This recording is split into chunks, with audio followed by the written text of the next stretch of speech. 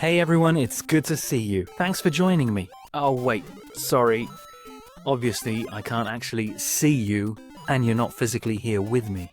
Those are just expressions, right? We use them all the time, even though they don't literally mean what they say. And you know, that kind of thing can be confusing sometimes. And that's exactly what I want to talk about today. A common mix-up in the gaming world, specifically the way we use the word retro to describe our favorite old games like Sonic the Hedgehog and Super Mario Bros. And here's the thing, those games aren't really retro at all. And let me explain why. When people talk about games like Sonic and Mario, they often call them retro because they're from the past and bring back memories. But here's the thing. Just because something is old doesn't make it retro. That's a common misunderstanding, and it all comes down to what retro really means.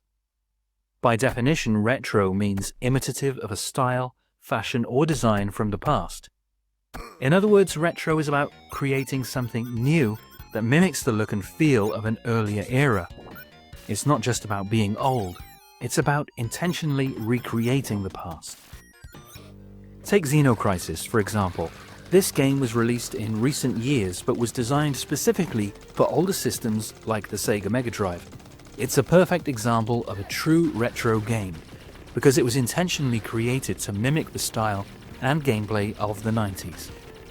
The developers took modern technology and applied it to create a game that feels like a classic, complete with pixel art and chiptune music that defined the era. So while Xeno Crisis is a new release, it captures the essence of retro gaming by deliberately evoking the past.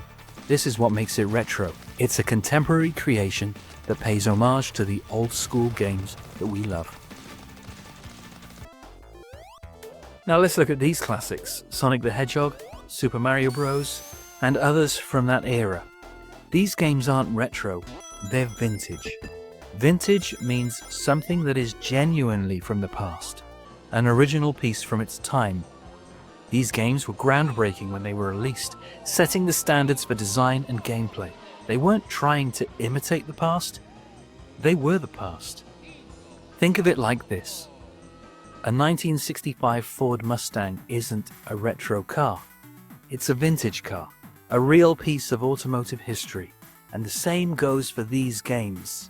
They're not modern recreations, they're the real deal from their own time, and that's what makes them special.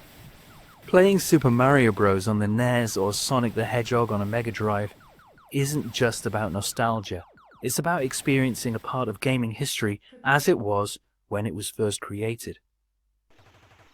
So next time somebody calls Super Mario Bros. Or Sonic the Hedgehog a retro game, remember, they're actually vintage. It might seem like a small distinction, but understanding it helps us to appreciate these games even more.